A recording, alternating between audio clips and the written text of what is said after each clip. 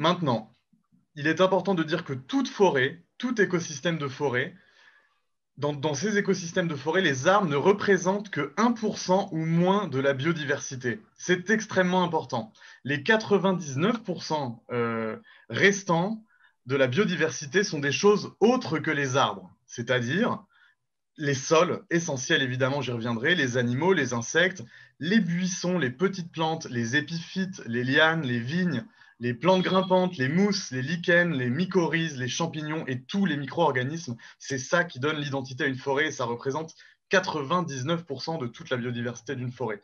Allons dans le détail maintenant sur les sols précisément, parce qu'on s'intéresse beaucoup aux arbres, mais les sols.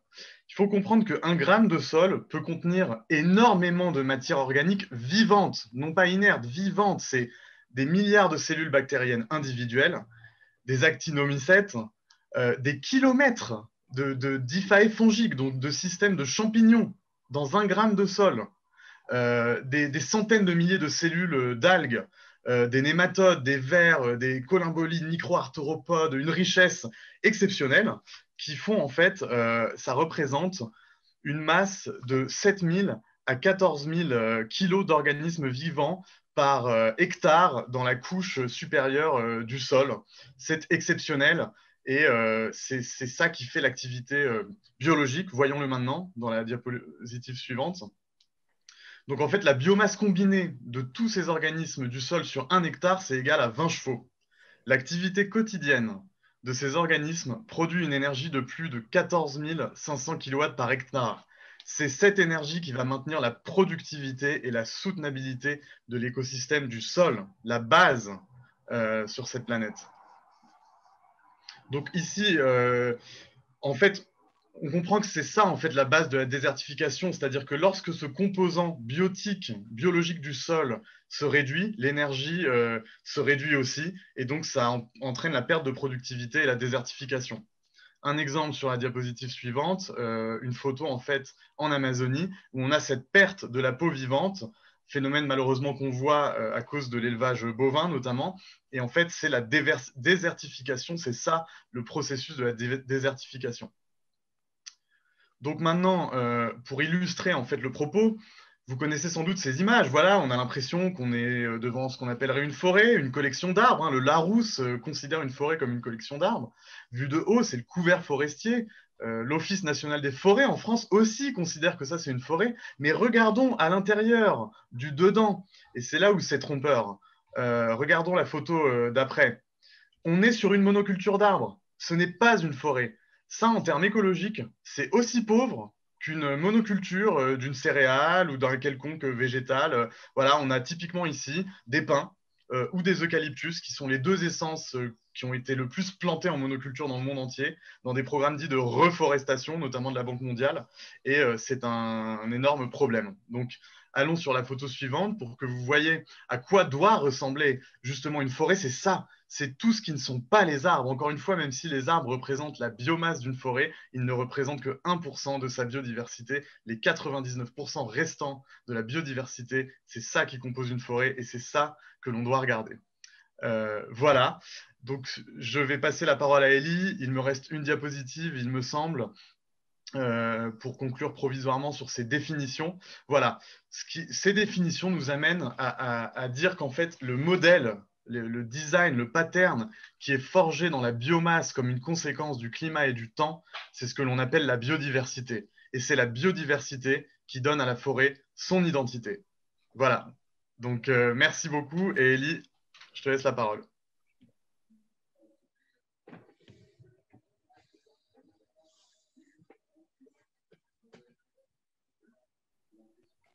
Merci Bastien.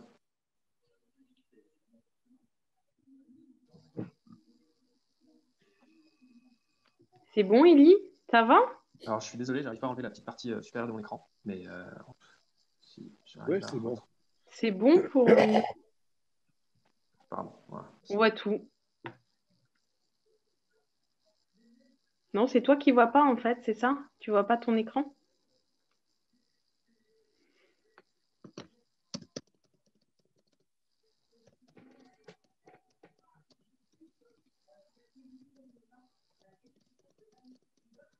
au Colombie, en Pérou et en France.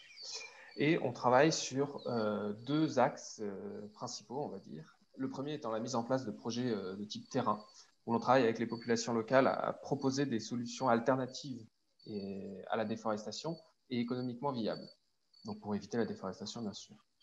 Donc pour ça, on met en place des projets de type agroforesterie et sylvopastoralisme, mais Arnaud vous en parlera beaucoup mieux cet après-midi. Et le deuxième axe de travail sur lequel se concentre Envol Vert, c'est la sensibilisation et le plaidoyer. Donc on essaye de faire prendre conscience aux citoyens français de l'impact qu'ils ont sur la déforestation dans le monde via leur consommation, en faisant de la sensibilisation. Et c'est notamment grâce à ça qu'on a développé l'outil Empreinte Forêt, dont je vous parlerai un petit peu plus tard. Mais ce qui va nous intéresser maintenant, c'est l'état de la forêt. Voilà. Donc, comme vous a dit Bastien, une forêt, c'est un écosystème très complexe composé d'énormément de choses. Et nous, ce qu'on va regarder, c'est un peu où est-ce qu'on trouve et de quelle manière on trouve ces forêts dans le monde. Donc, ce qu'il faut savoir, c'est que les forêts représentent 31% de la surface émergée du globe. Donc, ça représente 4 milliards d'hectares. Donc, je ne sais pas si vous avez conscience de la superficie que représente un hectare, mais vous en prenez 4 milliards et vous avez la superficie recouverte par les forêts. Ce qui est intéressant de noter, c'est que seulement 5 pays détiennent, on va dire, plus de 50% de l'ensemble de ces forêts. Donc, vous les avez écrits sur le bas de cette slide. La Russie détient plus de 20%, avec le Brésil ensuite 12%, et ensuite on retrouve Canada, États-Unis, Chine, bien sûr. Donc, cet aspect où 5 pays détiennent plus de 50% de la forêt est assez important. C'est pour montrer que certains pays sont des acteurs majeurs, on va dire, et ont une force très importante. Et c'est parfois sur ces pays-là qu'il faut agir en priorité de façon à obtenir des changements positifs sur les forêts. Voilà. Donc, quand on parle de forêt, on parle de l'ensemble des écosystèmes forestiers. Mais bien sûr, il existe un nombre très différent et très variable de forêts. Donc là, vous avez présenté sur cette carte les principaux types, on va dire, forestiers qui peuvent bien sûr être déclinés ensuite. Ces types forestiers dépendent principalement du climat dans lequel on les trouve. Donc on va avoir en première représentation de la forêt tropicale, qui couvre 45 ou qui représente 45% de l'ensemble des forêts. Donc cette forêt tropicale se trouve au niveau de la zone équatoriale principalement, et elle est définie par des caractéristiques propres, on va dire, qui sont inhérents à ce climat, donc c'est-à-dire une très bonne luminosité et très peu de variations de luminosité au cours de l'année. Du fait de l'axe de rotation de la Terre, il y a peu de changements entre l'été et l'hiver en termes de luminosité. Donc le facteur impactant va être la pluviométrie et notamment être la pluviométrie et donc l'apport d'eau dans ces forêts. Les caractéristiques propres de ces forêts, c'est qu'elles sont généralement, on va dire, des forêts tropicales humides, qui sont la plus grosse représentation des forêts tropicales, et elles détiennent une énorme biodiversité. Donc, comme on a vu, les arbres ne font pas tout, mais déjà, si on s'intéresse rien qu'aux arbres, en forêt amazonienne, une étude a montré que sur 1 hectare de forêt tropicale amazonienne, on pouvait trouver jusqu'à 300 espèces d'arbres différents. Donc 300 espèces d'arbres différents, c'est énorme, sachant que si on prend la France et toutes les forêts en France, on a en moyenne 150 espèces d'arbres. Voilà. Donc en termes de comparaison, sur 1 hectare en Amazonie, on a déjà 2 fois plus d'espèces d'arbres qu'en France. La deuxième forêt la plus représentée dans le monde, c'est la forêt boréale. Donc là, c'est complètement l'inverse, c'est-à-dire qu'il y a peu de diversité. Le climat est très dur, on va dire, avec des variations de température qui peuvent aller de plus 50 en été jusqu'à moins 40 en hiver. Et le premier facteur différenciant, c'est la luminosité. En effet, les mois d'été sont plus courts, et donc en hiver, il y a très peu de soleil et de lumière. Et comme vous a présenté Bastien, l'énergie des plantes vient principalement de la lumière et donc de la photosynthèse. Donc dans ces forêts-là, qui représentent 27% de l'ensemble des forêts, on va retrouver principalement des conifères. Et voilà. La troisième partie, les troisièmes forêts les plus connues sont les forêts tempérées. Donc les forêts tempérées sont les forêts que l'on connaît tous, bien sûr, qu'on retrouve principalement dans l'hémisphère nord, parce que c'est là où il y a la plus grande partie de terres émergées. Et donc ces forêts tempérées sont celles détenant des espèces d'arbres, on va dire, à feuilles caduques, principalement, avec bien sûr quelques conifères, mais de moindre représentation. Donc, rapidement, quelques images. Voici une image classique, comme on peut voir, de forêt tropicale, avec une quantité d'arbres au mètre carré très impressionnant, et, avec une grosse différence avec la forêt boréale. Donc, par excès, j'ai bien sûr pris des photos en hiver qui montrent la différence et le peu de biodiversité que représentent ces forêts, même si elles sont très intéressantes. Et finalement, les forêts tempérées en automne, que l'on reconnaît tous, avec du coup un mélange, on peut apercevoir quelques conifères au milieu d'arbres à feuilles caduques. Donc, l'état des forêts dans le monde, c'est intéressant de connaître la superficie des forêts, mais il est aussi intéressant de connaître la perte de forêt qu'il y a eu depuis un certain temps. Donc, pour ça, on s'est basé sur les données de la FAO. Donc, malgré les problématiques au niveau de leur définition des forêts, il est intéressant de connaître, ce sont ceux qui ont les meilleurs chiffres en termes de représentation des forêts dans le monde. Et donc, grâce à ces données-là, on a pu savoir qu'il y avait environ 420 millions d'hectares qui ont été perdus depuis 1990. Donc, c'est-à-dire qu'en 30 ans, c'est 2 fois la superficie du Mexique de forêt qui a été. Alors, un des points importants ici à noter, c'est la différence entre, parce qu'on peut trouver différents chiffres vis-à-vis de cette déforestation, vis-à-vis de cette perte de forêt. Il y a une différence à faire entre déforestation et évolution de surface forestière. Dans le cadre de la déforestation, on s'intéresse uniquement à la destruction des forêts. Et dans le cadre de la perte, de l'évolution de la surface forestière, on va s'intéresser à la déforestation, mais aussi aux plantations et aux régénérations naturelles. Donc c'est pour ça qu'on peut trouver d'autres chiffres qui ne représentent pas du coup la destruction des forêts. Donc le chiffre important ici à retenir, c'est sur les 5 dernières années, comme a dit Bastien, on avait entre moins 5 et moins 15 millions d'hectares. En moyenne, c'est moins 10 millions d'hectares par année de forêts qui sont détruits. Donc ça veut dire que sur une période de 5 ans, comme entre 2015 et 2020, c'est la superficie de la France à peu près qui est détruite. Voilà. Pourquoi protéger les forêts? Donc, parce que oui, il faut les protéger. Comme nous avons vu, elles sont fortement menacées. On verra dans une deuxième partie plus tard dans la matinée par quoi est-ce qu'elles sont menacées. Mais avant ça, on va s'intéresser surtout aux services qu'elles rendent. Donc, les services rendus par les forêts peuvent être divisés entre 3 types: écologiques, sociaux et économiques. Les services écologiques sont de plusieurs ordres. Premièrement, c'est un habitat naturel qui abrite une grande quantité de biodiversité animale et floristique, bien sûr. Mais en termes de biodiversité terrestre, 2 tiers de la biodiversité terrestre peut être trouvée dans les forêts. Sachant que les forêts tropicales en représentent 90% environ, et rien qu'en Amazonie, on en a 25%. Voilà. Ensuite, les forêts participent aussi à la structure et à la fertilisation du sol, notamment à la protection contre l'érosion. Donc si vous avez une pente à nu, sans arbres, l'eau va ruisseler, créer des ravins et poser de forts problèmes. Tandis que si vous avez des forêts, grâce aux racines et à l'implantation des arbres, l'eau va plus facilement s'écouler ou plus facilement s'infiltrer dans le sol, et donc il va y avoir moins de problèmes d'érosion. Les forêts participent aussi au cycle de l'eau, de différentes manières, bien sûr, mais certains chiffres mettent en avant le fait que dans l'eau douce disponible actuellement dans France, donc on ne compte pas forcément les glaciers, dans l'eau douce disponible, il y en aurait 75% qui proviendraient des forêts, soit via la récupération, soit via la filtration. Donc les forêts, notamment les arbres, participent beaucoup à la récupération de l'eau avec leur surface foliaire, mais aussi à l'évapotranspiration, du coup à rendre de l'eau et à créer des climats favorables. Et finalement, un point important aussi, c'est le stockage du carbone dans la biomasse aérienne, mais aussi dans la biomasse souterraine. Le deuxième type de service rendu par les forêts, c'est les services sociaux. Donc, ce qu'il faut savoir, c'est que Bastien, Élie, pardon, excuse-moi, je te coupe 2 secondes parce que y a des personnes qui disent ne pas forcément bien entendre ta voix. Est-ce que tu peux parler un tout petit peu plus fort? Est-ce que c'est mieux comme cela? Ouais, je crois. Hein. Oui. Ouais, voilà, tout le monde est content. Top. Super. Bon, désolé pour ceux qui n'ont pas entendu très bien le début. Je vais essayer de ne pas recommencer parce que ça nous mettrait un peu on en entendait, hein, on entendait, t'inquiète pas. Hein. On a D'accord. suivi, sinon je t'aurais interrompu avant. Mais voilà, comme ça, c'est top. Merci. Super. Bon, je vais reprendre comme ça alors. Donc, comme je disais, les deuxièmes services rendus par la forêt sont des services sociaux. Donc, ce qu'il faut savoir, c'est que la forêt participe à la vie et à la survie, entre guillemets, de plus d'1,6 milliard de personnes qui dépendent directement des forêts pour leur survie. Donc, ça peut être via l'habitation. Donc, les forêts abritent des populations qui habitent dedans, par exemple. Ça peut être aussi via la production d'énergie. Donc, le bois qui permet de chauffer des maisons ou de cuire de la nourriture, par exemple. mais c'est aussi une source d'alimentation pour de nombreuses personnes, et bien sûr, des lieux de culte et de forêts, des lieux de culte ou des forêts sacrées, comme on peut en trouver en Amazonie, ou aussi en Bretagne, par exemple, ou même en Indonésie.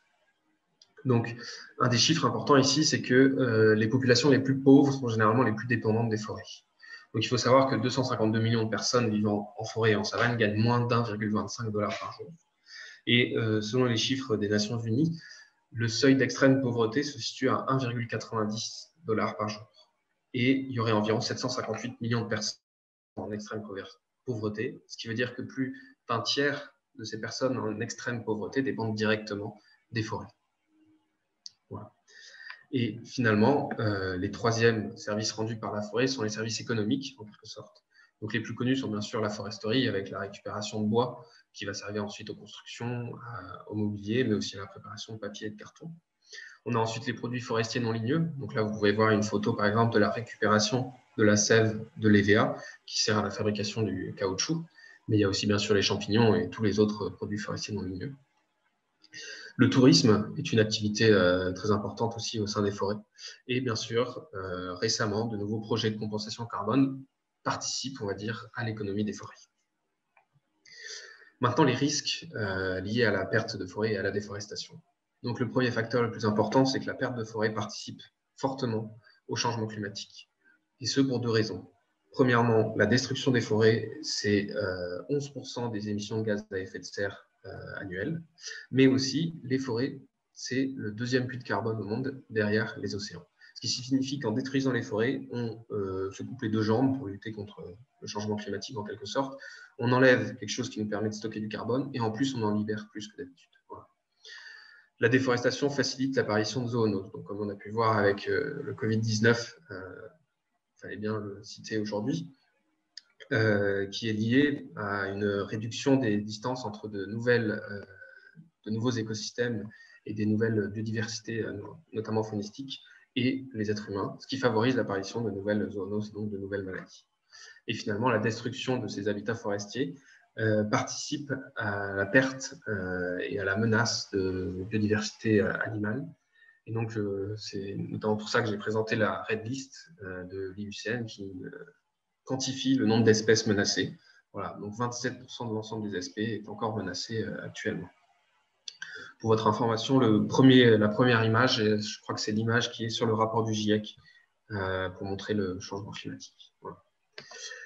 Et les risques liés à cette déforestation, la suite en quelque sorte, des changements climatiques extrêmes, notamment comme on a pu voir cet été dans le sud de la France avec des inondations, mais aussi des sécheresses. Comme on a vu, les forêts fournissent des services sociaux et abritent des populations. Du coup, la destruction de ces forêts vont détruire des lieux de vie et donc impliquer des migrations de population aussi. Et finalement, certains scientifiques mettent en avant un point de non-retour de certaines forêts, notamment l'Amazonie, qui aurait, en fonction des zones, déjà perdu entre 16 et 20% de sa surface forestière.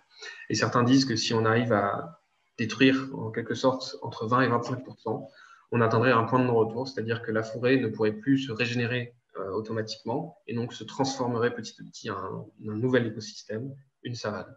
Donc ça serait un écosystème totalement et cela impliquerait une perte faramineuse de biodiversité. Voilà. Donc ça a été un peu rapide peut-être. Maintenant, si vous voulez bien, j'espère que vous avez bien suivi et on peut se rejoindre sur le site kahoot.it où nous allons pouvoir tester vos connaissances sur ces premières informations des services et des impacts de la déforestation. Voilà, donc je vais changer d'onglet.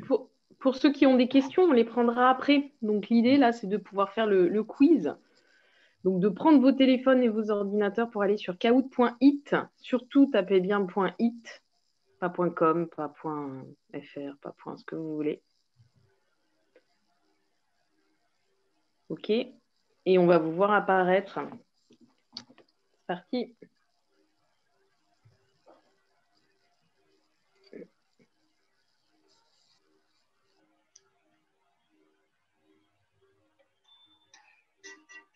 Pardon. Voilà. Donc là, normalement, vous voyez un pin apparaître sur l'écran du Zoom. Il faut rentrer Spin dans votre téléphone sur le site kahoot.it et une fois qu'on aura plusieurs joueurs, on pourra commencer.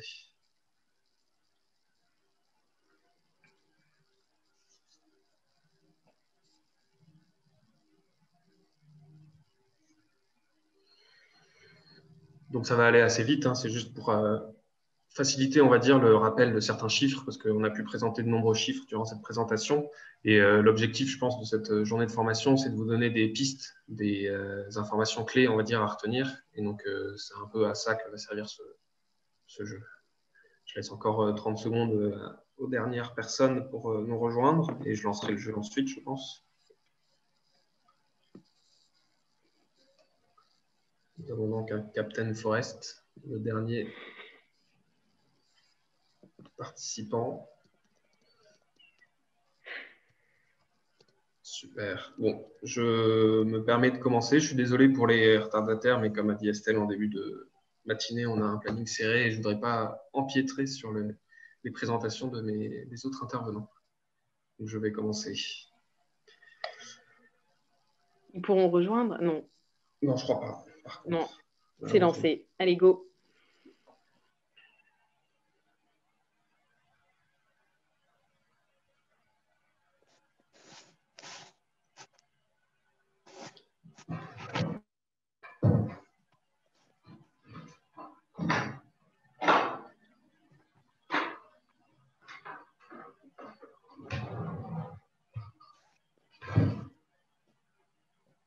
C'était 4 milliards d'hectares.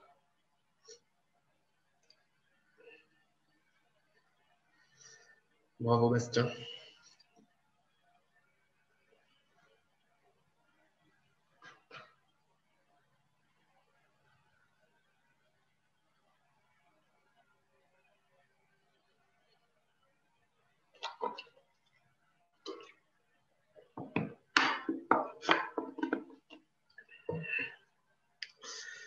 Et oui, la Russie. Donc, c'est principalement de la forêt boréale que l'on trouve là-bas, mais c'est quand même la plus grande superficie.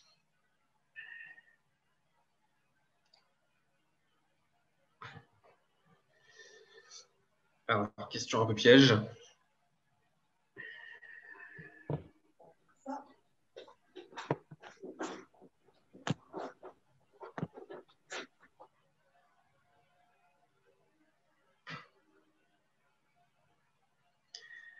Pour essayer de vous donner un petit peu d'autres représentations de ce qu'on entend par un hectare. Donc, les 3 réponses étaient les bonnes, bien sûr. 10 000 m², ce qui est l'équivalent de 0,01 km². Et en termes plus visuels, 1/3 de la place de la République.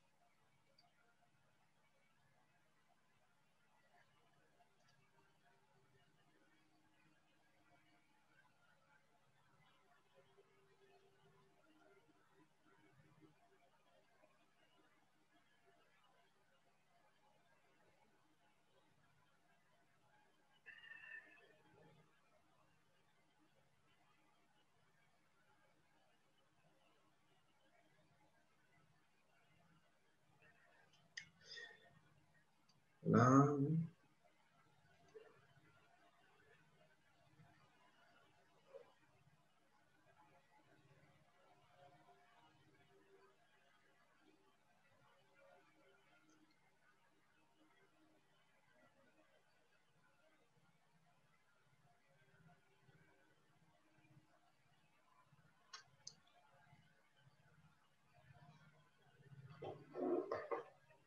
1,6 milliard, en effet, selon les chiffres de la FAO, bien sûr.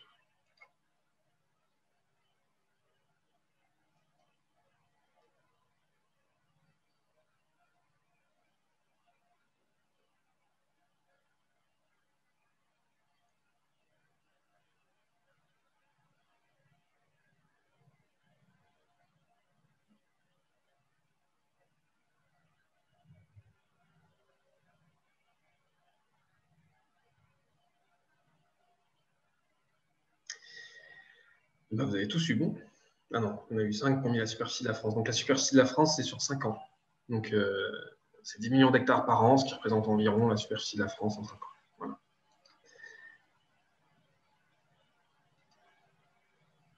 Et dernière.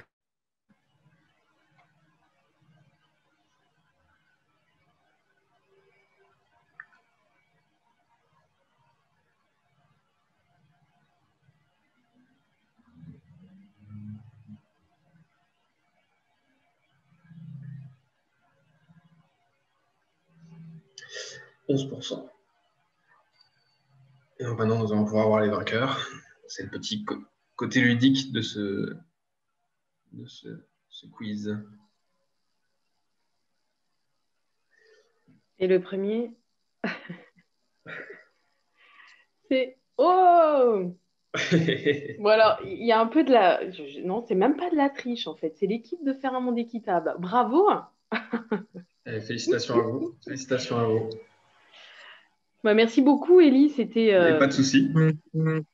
c'était super intéressant de reprendre ces notions comme ça en caout. Alors, tout le monde n'a pas pu participer, à mon avis. Je crois qu'on n'était que 19 sur 36. Préparez-vous, il y en aura un deuxième. Voilà. Et j'avais même pas vu que des fois, il y avait des réponses. En fait, c'était beaucoup, ce qui était assez facile. Je suis rentrée dedans. Merci, Élie.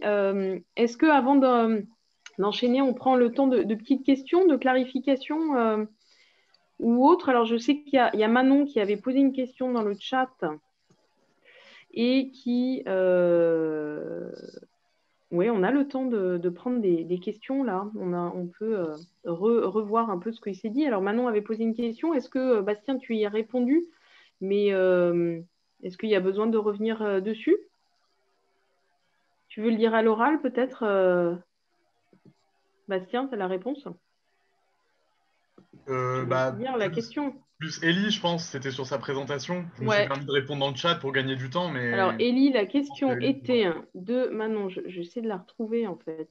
Je peux la redire à Vas-y. Je me demandais pourquoi cela libérait plus de carbone lorsque l'on déforestait. Et donc, Bastien a répondu qu'en fait, comme les arbres séquestrent beaucoup de CO2, quand on les brûle ou qu'on les coupe, cela relâche du CO2 dans l'atmosphère. Donc, Élie, je ne sais pas si tu veux compléter cette explication. Non, c'est principalement ça, oui. Oui, donc les arbres, via la photosynthèse, stockent du CO2 et quand ils grandissent, ils stockent de plus en plus de CO2, on va dire. Et quand on coupe des forêts anciennes qui contiennent généralement des grands arbres, c'est d'énormes quantités de CO2 qui sont détruites. Donc, elles ne sont pas forcément détruites directement, même s'il y a des pratiques qui visent à brûler les forêts pour laisser de la place, on va dire, à des pâtures. Mais même via la transformation, on va perdre petit à petit des forêts. Et au final, la transformation du bois, imaginons qu'on utilise du bois dans un mobilier, à la fin, le carbone va être libéré. Donc, dans tous les cas, on va perdre ce carbone. Même si on passe par des phases de transformation, on va garder, stocker ce carbone dans du bois, par exemple, dans des meubles. Au bout d'un moment, ça va ressortir. D'accord, merci. Pas de souci. Merci, Élie. Est-ce que quelqu'un d'autre a des questions? C'est vrai qu'alors on est allé assez vite sur certains points. Vas-y, Mathilde. Est-ce que, Élie, tu peux revenir sur ta distinction entre déforestation et perte de surface forestière? Oui. Alors, de manière simple, l'évolution de la surface forestière, on va dire, ça va être la somme entre la déforestation et ce qu'ils appellent reforestation, afforestation, donc les gains de forêt, entre guillemets. Donc ça, c'est la somme de ces deux-là.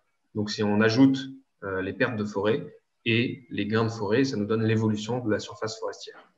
Mais nous, ce qu'on regarde généralement, c'est la déforestation, c'est ce qui nous intéresse, parce que les qui mettent en avant les chiffres d'évolution de la surface forestière considèrent à un niveau équivalent les nouvelles forêts plantées et les anciennes forêts détruites, entre guillemets. Donc c'est pour ça que nous, ça nous pose un problème. Je pense que Bastien sera d'accord avec moi pour dire que les forêts détruites ne sont pas remplaçables en termes équivalents en chiffres par de nouvelles forêts plantées. Justement, sur la question de la reforestation. Quand on dit reforestation, ce n'est pas forcément de la monoculture. Tout ça, je pense, après, c'est dans les exemples et tout, on y arrive là. Ah, ok. Et juste une autre question, qu'est-ce que c'est qu'une forêt analogue? Vous l'avez dit au début, j'ai pas... Pareil, en fait, ça fait partie des solutions, mais okay. Voilà, ouais, on y arrive. On a un déroulé hyper précis. Il y a Caroline qui voulait poser une question, qui respecte la règle de mettre un petit, soit lever la main, soit mettez une étoile dans le chat. Caroline ? Oui, merci beaucoup pour cette présentation. J'avais juste une question. Comment ça se fait qu'à partir d'un certain nombre, un pourcentage de destruction, donc en l'occurrence 20%, la forêt va tendre vers la savane? Est-ce qu'il y a des mécanismes particuliers qui induisent ça? C'est alors c'est en partie expliqué, donc c'est pour l'instant assez théorique, on va dire, parce qu'il n'y a pas vraiment eu de cas, je pense, mais c'est notamment via des boucles de rétroaction. Donc, c'est-à-dire que les forêts, en gros, se favorisent elles-mêmes, c'est-à-dire, comme on a vu par exemple via le cycle de l'eau.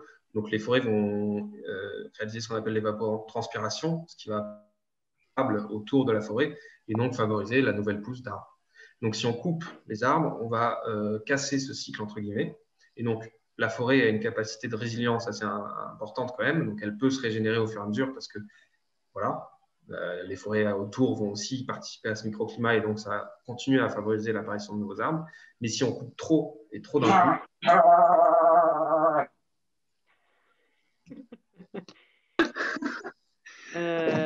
oui. et bon, toujours surprenant. Comique. Mais... voilà. Et donc, si on coupe trop et d'un coup, donc à partir d'un certain pourcentage évalué par les scientifiques, on a ce qu'on appelle un point de non-retour, c'est-à-dire que la forêt n'arrive plus à accuser le choc et à répondre de bonne manière. Donc, elle passe de l'autre côté et elle continue à disparaître de plus en plus.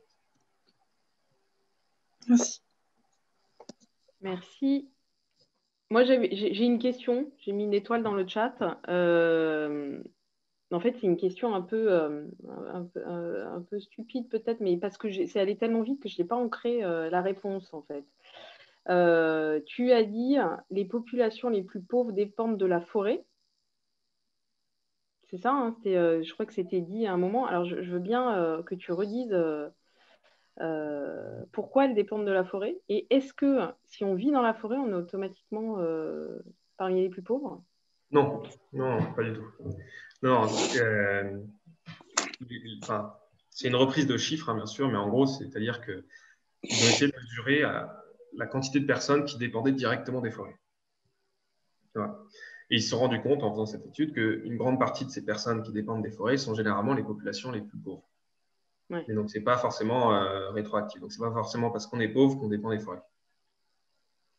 C'est parce qu'on vit dans la forêt qu'on est pauvre. Non plus.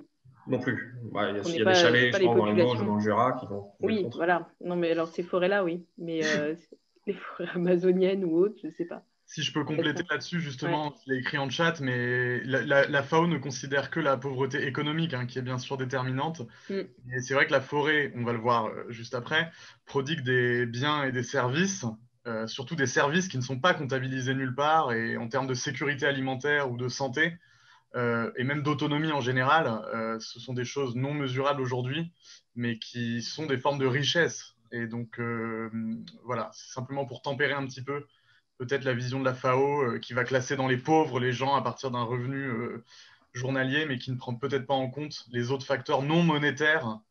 Voilà, parce qu'on sait que la pauvreté, c'est un phénomène multidimensionnel, hein, n'est-ce pas? C'est pas uniquement économique. Voilà, donc la richesse aussi. Ok, merci. Une dernière question sur ce point. Manon, et puis après on passera à la suite. Du coup, c'était directement lié à la question que tu posais. Ces populations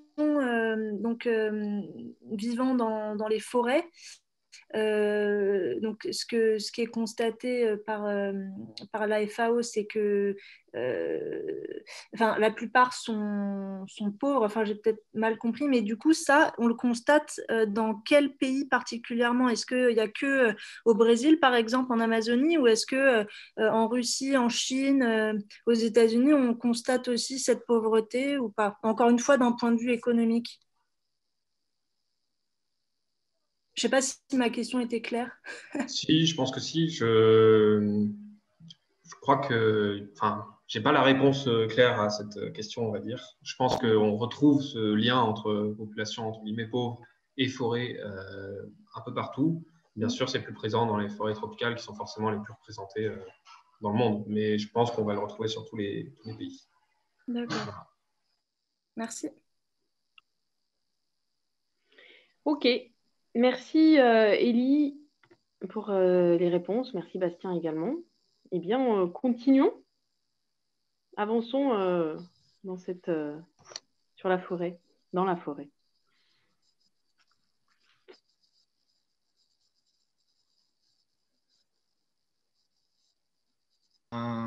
Justement, on va aller un peu plus précisément sur cette question des services rendus par la forêt, et notamment sur la question de la valeur de la biomasse photosynthétique. Donc retenez bien ce mot, la biomasse photosynthétique, c'est extrêmement important. Et donc ce que je vais présenter s'appuie essentiellement sur un article qui a été écrit par le docteur Ranil Senanayake, donc le docteur en écologie des systèmes du Sri Lanka, qui est l'inventeur de la foresterie analogue, que je peux vous mettre à disposition avec les organisateurs sans problème, qui s'appelle Protecting, donc protéger les systèmes de support de vie de la planète en plaçant une valeur sur la sur la biomasse photosynthétique. Pardon.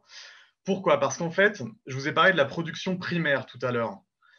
La production primaire, on va le redéfinir un petit peu après, mais c'est ce qui se passe lorsque les feuilles des plantes qui forment la biomasse photosynthétique travaillent, en fait. C'est ce qui constitue les écosystèmes terrestres. Donc, pour vous donner une idée, on estime que la surface totale des feuilles sur Terre représente 200 fois la surface totale des terres émergées de la planète. Donc, c'est énorme. Allons à la slide d'après pour voir un petit peu. Les feuilles ne constituent pourtant que de 1 à 5% de la biomasse totale des arbres. Donc, en fait, si on prend la biomasse sèche des plantes, des arbres, eh bien, les feuilles vont représenter 1 à 5% de leur biomasse.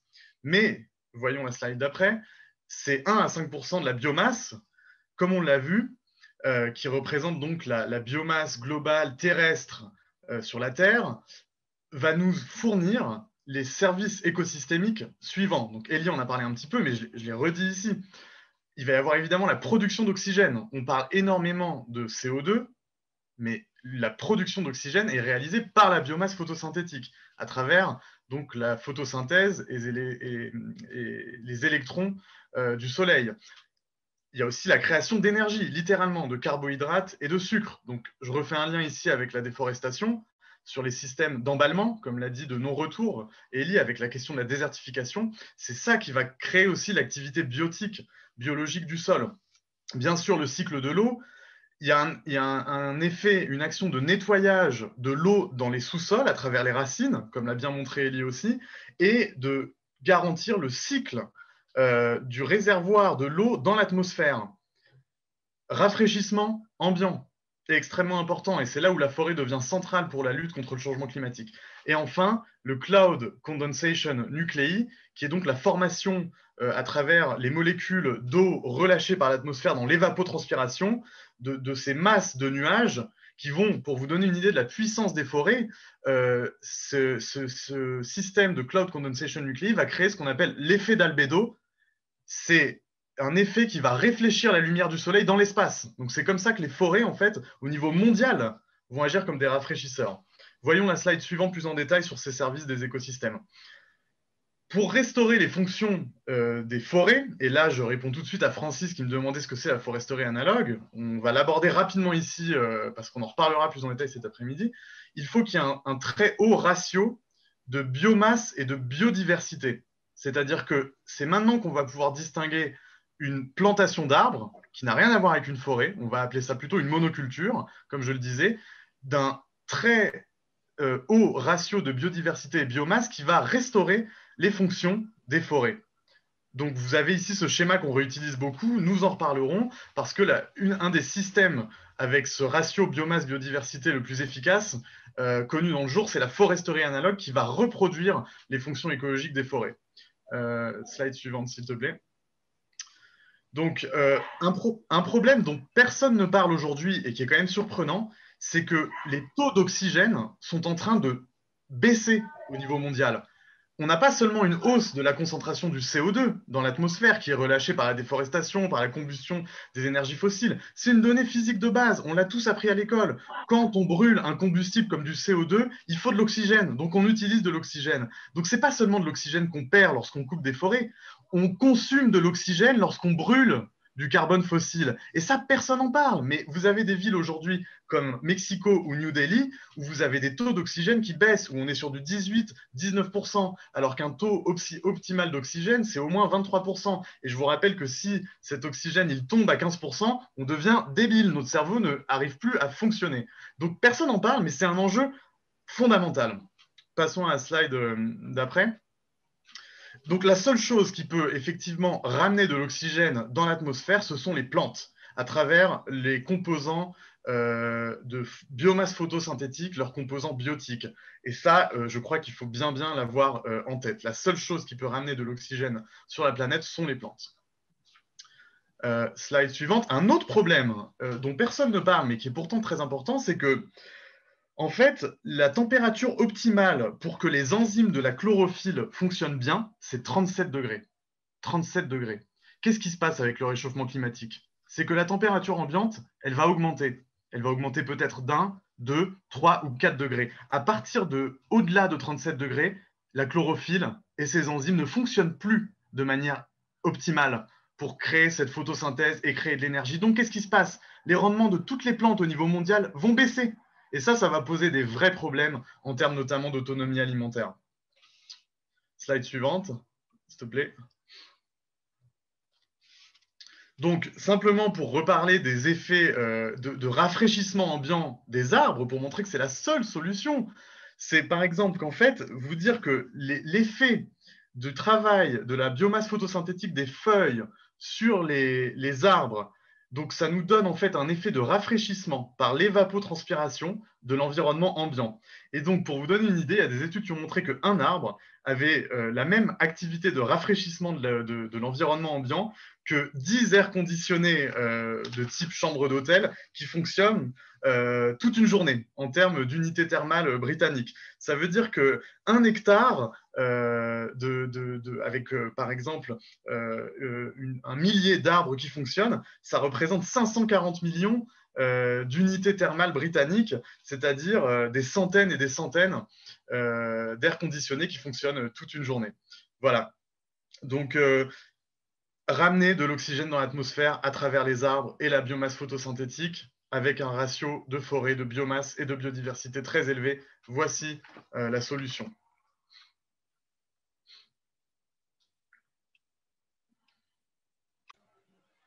Merci Bastien. Merci. Bastien, est-ce qu'on peut prendre 2 secondes s'il y a des petites questions autour de ce que tu as dit? Bastien, parce que c'est vrai que ça va vite, il y a beaucoup de notions, donc je voulais m'assurer que tout le monde suivait bien, tout le monde est bien toujours dans le train avec nous. Est-ce que vous avez des questions à poser à Bastien qui est non seulement convaincu et en même temps expert de la question?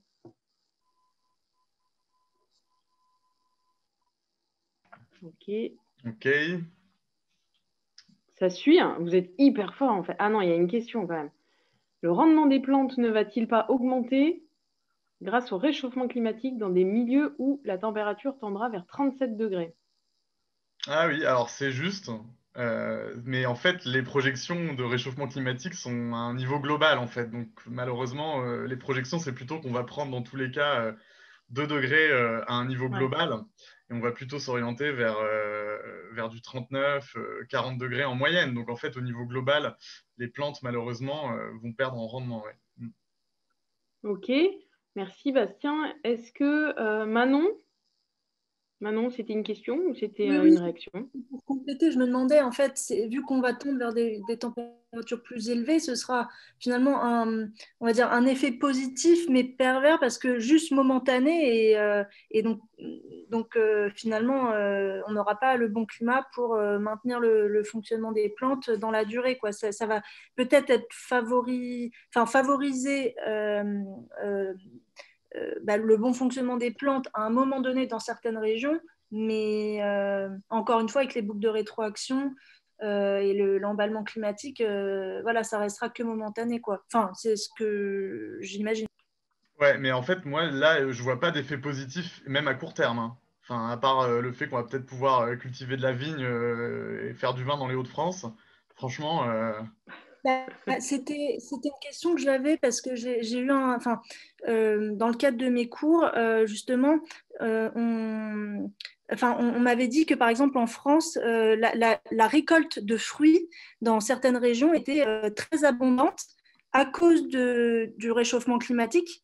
Mais encore une fois, je me dis que c'est pas quelque chose qui va durer parce qu'après, on va dépasser les limites de température qui sont actuellement peut-être favorables. Et enfin voilà, c'est une réflexion que j'ai. Mais encore une fois, je ne suis pas auprès des agriculteurs, mais c'est ce que j'ai entendu. Ouais, alors en fait, juste pour répondre, parce qu'il y a plein de questions, je vois, enfin plusieurs questions qui se posent, ce qu'il faut garder à l'esprit, c'est cet aspect vraiment multidimensionnel, c'est-à-dire qu'on fait face à plusieurs phénomènes en même temps. Une désertification à niveau mondial avec les sols qui s'appauvrissent, une baisse de la quantité d'oxygène dans l'atmosphère liée à une hausse de l'augmentation de CO2. Donc effectivement, s'il peut y avoir des effets momentanément, ponctuellement positifs de type oui, plus de CO2 va augmenter la croissance des plantes, certes, mais ça crée aussi un effet de serre qui est très dangereux au niveau global. Ça va déstructurer, notamment toute la région tropicale du globe. Et donc le paradoxe en plus, c'est qu'effectivement, c'est vrai qu'effectivement, les régions tempérées pourraient se tropicaliser d'une certaine manière, et donc on serait beaucoup moins affecté. Mais je crois que dans une vision globale, il ne faut pas partir du principe qu'il va y avoir des effets positifs, même momentanés. Le fait qu'on dépasse, encore une fois, la chlorophylle fonctionne à un niveau optimal à 37 degrés Celsius. Donc encore une fois, le fait qu'on prenne 2-3 degrés avec le réchauffement climatique, c'est pas du tout bon signe pour la productivité en général des plantes, et ça pose une vraie question sur la sécurité alimentaire du futur. Hein. Ça concerne aussi les céréales et les aliments de base produits dans le monde, hein, pas que les forêts. Non, mais tout à fait, hein, je tenais juste à souligner ce point-là, mais je suis tout à fait d'accord avec les nombreux problèmes que ça va poser parce qu'on est dans un système complexe et que du coup, il y a plein de répercussions ailleurs et au niveau mondial. Ça, je suis tout à fait d'accord. Merci à tous les deux. Oui, pardon. Non, parce qu'il y a une question qui concerne l'après-midi. Mais je pense que c'est l'après-midi, exactement. Ouais. En fait, si je sais, vous êtes là cet après-midi, à partir de 14h, on va exactement parler de toutes les solutions en fait, mises en place. Ouais. Là, on vous plombe pour la matinée, et puis après, on vous trouve des solutions en fait. Ok, merci à tous les deux. Il y avait une dernière question, et puis après, on repasse. Élie, je te repasse la parole. Caroline qui dit « J'avais aussi cru comprendre que certains arbres nécessitaient des périodes de froid l'hiver pour pouvoir produire des fruits. » Ça, c'est dans les zones tempérées. Oui, il y a aussi des besoins pour la germination de nouvelles graines, par exemple. Certaines graines ont besoin de passer l'hiver et d'être attaquées par le froid pour pouvoir mieux germer l'année suivante ou voire 2 ans après. Mais ça ne change pas le fait qu'en fait, ça va être un changement. Du coup, on va voir un déplacement des zones. C'est comme disait Bastien, on pourrait imaginer par exemple une zone tropicale ici, mais du coup, ça veut dire que la zone tropicale actuellement, ça va devenir une zone désertique. La zone tempérée, ça va être la zone boréale, donc ça va être des changements, enfin c'est des bouleversements plus que des changements d'ailleurs, et c'est ça qui pose problème. Avec forcément des plantes qui vont pas s'adapter, d'autres qui vont arriver, et ça on peut pas le prévoir. Oui. Ouais. Et la question de la perte de la biodiversité aussi, en plus, qui était si je peux compléter par aussi, Arnaud. La question de Caroline, en fait, tout à fait, et ça c'est la distinction en fait entre les arbres à feuilles permanentes et les arbres à feuilles temporaires, donc en fait plutôt dans les milieux tempérés, les arbres qui effectivement notamment perdent leurs feuilles en automne comme actuellement et en hiver, c'est effectivement lié à une baisse de l'ensoleillement et donc de l'activité photosyntétique, et effectivement les arbres donc avec cette baisse de la photosynthèse à travers la baisse de l'ensoleillement, eh bien, ne peuvent plus produire assez d'énergie, de carbohydrates pour cette sève, et donc perdent leurs feuilles pour ne pas aller cette énergie que les arbres créent pour aller mettre la sève et la chlorophylle jusqu'en haut des feuilles, c'est énorme comme activité. Donc en fait, c'est une stratégie que les forêts et les arbres ont mise en place, de perdre leurs feuilles de manière saisonnière afin de pouvoir effectivement se recentrer dans leurs racines notamment pour puiser la sève et créer de l'énergie à travers la photosynthèse dans une région où l'ensoleillement est moindre. C'est pour ça que dans le milieu tropical où l'ensoleillement est maximal en fait équatorial tout au long de l'année, eh bien les feuilles ne tombent pas. Voilà. Ok, alors une dernière question parce que je vois il y a Puri qui souhaite parler et après on enchaîne. Bonjour, Bastien. On a peut-être, tu vas parler plus tard, les problèmes des mines dans les forêts amazoniennes. Par exemple, le Pérou, il y a la moitié de son territoire, c'est la forêt amazonienne. Et la problématique des mines, c'est aussi une La cause. problématique des mines, Fury, c'est ça? Des mines d'extraction, enfin tout ce qui est extraction? Oui. Et Ok, soit des compagnies minières, oui, soit la population vit de ça aussi. Et c'est une ok. cause aussi de la déforestation, surtout dans le sud du Pérou, à Puerto Maldonado. Est-ce que vous avez... J'ai pas bien compris la question, mais Ouais, la question, la question, c'est est-ce que tu vas parler du rôle des mines On va l'aborder dans pas la moi, mais peut-être que déforestation? Ellie, peut-être Élie, qu'Ellie peut il en me parler, ouais. semble. Ouais, très rapidement, mais oui. ok, super. Fury, on t'a pas super bien entendu en fait, hein. Je pense que si tu veux reposer des questions, il faudra améliorer ton son. On y va, à toi, Élie. Merci. Très, très bien. Pardon.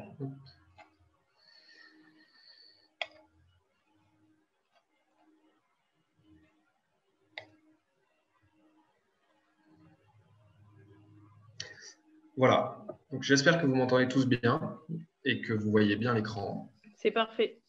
Super.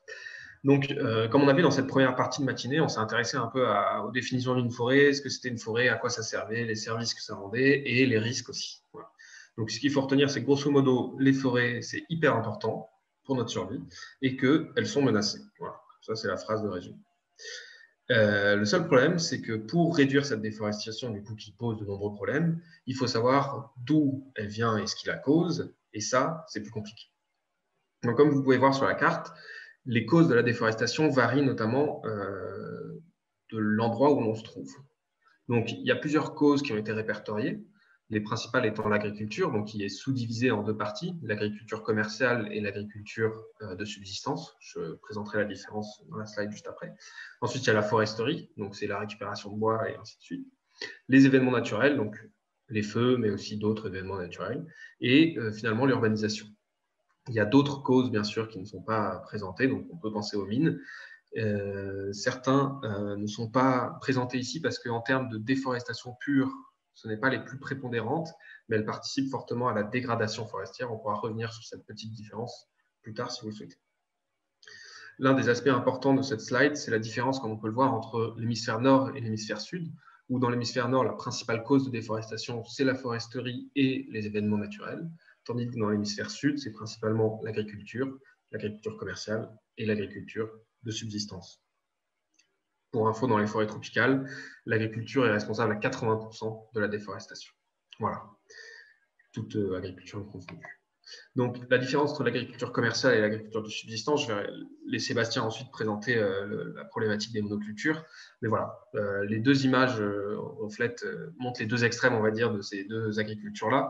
L'agriculture commerciale visant à produire une denrée ou une commodité, comme on l'appelle, de manière intensive pour le commerce international, donc les échanges et ainsi de suite. L'agriculture de subsistance consiste à une agriculture plus locale qui vise à fournir de l'alimentation pour les populations de la région. Voilà. Les causes de la déforestation liées à chacune, c'est à peu près 51-49%. Bien sûr, ça dépend des zones, mais voilà, les deux sont responsables de déforestation, bien sûr. Et je vais maintenant laisser Bastien, du coup, présenter le contexte géopolitique et la monoculture. Ouais, merci beaucoup, Ellie. Donc effectivement, c'était un petit point, parce qu'en fait, l'idée, c'est quand même aujourd'hui de voir, à mon avis, c'est une conférence très importante, parce que je crois que le commerce équitable, dans le futur, va vraiment travailler pour la forêt.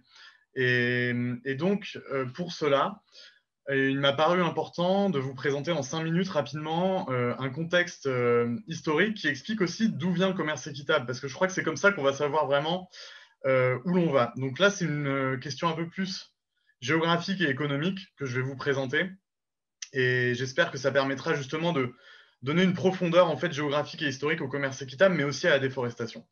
Donc voilà, c'est un peu un modèle hard que je vous présente, un peu rude à première vue, mais je vais vous l'expliquer en 5 minutes pour vous dire qu'en fait, si on parle un peu de mondialisation, de globalisation, Déjà, si on revient un petit peu aux origines, il y a certains géographes qui parlent, en fait, on est d'accord, l'espèce humaine est née à un endroit, et certains géographes parlent d'une démondialisation qui aurait eu lieu il y a 50 000 ans, par exemple, où les hommes se sont étalés dans différents continents, différents écosystèmes, sans forcément de connexion entre eux. Aussi loin qu'on remonte, c'est-à-dire il y a 12 000 ans, c'est-à-dire aux confins de l'Holocène, avec le néolithique, où d'ailleurs on a très peu de traces, c'est là qu'ont été domestiquées les plantes. C'est à partir de là que l'agriculture a été inventée par les hommes. Et donc ce qu'on peut supposer, c'est que à partir de l'Holocène, à partir d'il y a 12 000 ans en arrière, eh bien, un certain nombre de végétaux, mais aussi d'animaux ont été domestiqués et échangés, souvent de manière non monétaire d'ailleurs, pendant très longtemps, et selon des systèmes de troc au sein des sociétés et entre des sociétés.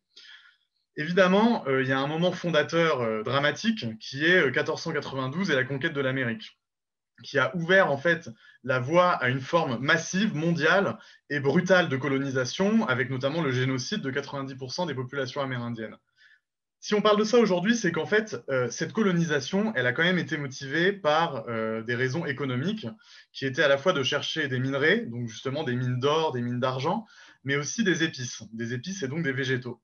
Car la route des Indes et de la soie faisait l'objet de guerres très complexes entre différentes civilisations dans l'ancien monde, et donc en ouvrant une nouvelle route avec l'Amérique, il y avait là un nouveau vivier de richesse pour les couronnes, notamment espagnoles. Et donc, ce qu'on voit, c'est qu'il y a un extractivisme qui s'est mis en place, qui est un peu exemplifié, enfin illustré plutôt par la courbe bleue ici. C'est-à-dire que l'extractivisme, c'est cette idée qu'en fait, on va prélever des ressources jusqu'à qu'il n'y en ait plus, et qu'on va pour cela conquérir des nouveaux territoires. Et en fait, c'est une boucle rétroactive, c'est-à-dire que pour conquérir de nouveaux territoires, on va aussi prélever de plus en plus de ressources. Donc en fait, c'est un phénomène qui s'auto-justifie. Ça s'applique très bien aux mines, mais ça s'est très bien appliqué à un certain nombre de plantes contemporaines du commerce équitable, comme par exemple les bananes, mais surtout le cacao, où en fait en Amérique, avant le 19e siècle et sa massification, que je vais vous expliquer après, eh bien, le cacao était essentiellement prélevé et cueilli en Amazonie, en Amérique centrale, au Venezuela et en Équateur actuel, avec les colons qui ont pris le contrôle des écosystèmes auparavant amérindiens et qui ont en fait sorti, voire littéralement assassiné les populations amérindiennes. Sauf que le problème de l'extractivisme, c'est qu'à un moment, les rendements deviennent décroissants. C'est-à-dire que la ressource, elle n'est plus assez disponible dans l'environnement pour être rentable. Et c'est là que, à partir de la fin du XVIIIe siècle et le début du XIXe, il y a une deuxième courbe qui se met en place, qui s'appelle les plantations. Et en fait, c'est là qu'on voit l'origine du système de plantation, qui est basé sur la monoculture, que je vais définir après, parce qu'en fait, au niveau mondial, qu'est-ce qu'on voit? On voit qu'un certain nombre de plantes, et notamment celles du commerce équitable aujourd'hui, vont se massifier. Donc, comment? Le thé va être introduit de la Chine vers l'Inde et le Sri Lanka. Le cacao va être sorti de l'Amazonie et être introduit dans la Baïa tout d'abord, puis dans l'Afrique de l'Ouest. Le café va être prélevé en Afrique de l'Est et introduit en Amérique du Sud. Le caoutchouc va être sorti aussi d'Amazonie et va être introduit en Malaisie. Les bananes aussi vont être plantées de manière massive dans les Caraïbes, en Équateur. Le coton dans d'autres pays, notamment asiatiques. Et donc, on a une massification qui repose sur quoi? Sur la monoculture. Et là, il faut bien comprendre qu'est-ce que ça veut dire, cette monoculture. La monoculture, on peut la définir comme la culture d'un végétal exotique avec une population comme force de travail étrangère. Et c'est ce qui s'est passé en Afrique de l'Ouest, où on a rasé entre 3 et 5 millions d'hectares avec force esclave pour mettre le cacao à partir du 19e siècle. C'est ce qui s'est passé à Ceylan, au Sri Lanka, où en un siècle, entre 1850 et 1950, l'île de Sri Lanka a perdu 90% de ses forêts tropicales qui étaient cultivées, préservées depuis 2000 ans. C'est ce qui s'est passé au Brésil, où 90% de la forêt atlantique a été détruite pareil en un siècle, entre la moitié du 19e siècle et la moitié du 20e siècle, pour faire le café qui a fait la richesse de São Paulo et qui a consolidé les frontières du Brésil et son économie. C'est ce qui s'est passé avec l'EVA, que l'on a planté en Malaisie. Des millions d'hectares de forêts d'origine ont été coupés pour mettre en place une espèce végétale, le caoutchouc, avec des populations aussi étrangères. À chaque fois, c'est le même phénomène. La dernière étape de cette globalisation, ce qu'on voit ici, c'est qu'effectivement, les rendements deviennent aussi décroissants pour les monocultures. Et donc, on a un phénomène qu'on peut appeler la marchandisation, en fait, où l'argent s'auto-fructifie avec les systèmes de bourse, avec les systèmes d'options, où on va pouvoir préacheter des matières premières sans même avoir un enracinement dans la réalité des récoltes. On va les échanger avec des obligations, des actions en bourse. On va isoler les molécules de certaines plantes, comme par exemple la stevia ou encore voilà, ou d'autres plantes dont on pourra reparler. Donc, tout ça, c'est pour vous dire qu'effectivement, le commerce équitable, aujourd'hui, à mon avis, permet de répondre à la question des inégalités mondiales qui a été engendrée par la massification qui a détruit les écosystèmes. Mais je pense que le commerce équitable doit aller beaucoup plus loin demain si on veut répondre aux enjeux de la colonisation avec la destruction des écosystèmes et la destruction des sociétés amérindiennes en intégrant dans ces critères la question des savoirs indigènes. Voilà, c'est un peu hard comme modèle, vous me le pardonnerez, mais c'était important parce que je crois qu'effectivement la question des forêts pose la question des écosystèmes d'origine, la question des forêts pose la question des savoirs indigènes, et il me semble que dans les critères actuels du commerce équitable, on n'est pas forcément encore très bien armé pour répondre à ces enjeux qui vont donc au-delà, vous l'aurez compris, de la simple inégalité sociale, économique engendrée par le commerce mondial. Donc on en reparlera cet après-midi, quoi qu'il en soit, donc merci. Merci Bastien pour cette précision. Est-ce que vous avez des questions avant d'aller plus loin? Si oui, vous pouvez mettre une petite étoile dans le chat. Cette question, ça nous paraissait important de le poser et de se le redire tous ensemble. Et on reparlera du commerce équitable tout à l'heure. C'est clair pour tout le monde? Pas de réaction? Ouais? Bon. Bah, tu vois, c'est magnifique. Eh bien, très bien, super. Ok, c'est bon, c'est clair. Donc, on a tous compris effectivement le rôle. Alors, bien sûr, la monoculture dont tu parlais, et puis surtout le rôle de notre alimentation. De nous ici, on voit bien qu'on a un impact à travers l'agriculture commerciale, et donc l'agriculture commerciale reliée à notre alimentation. Donc, nous, Élie, si tu es toujours là, bien sûr. Qu'est-ce qu'on peut faire?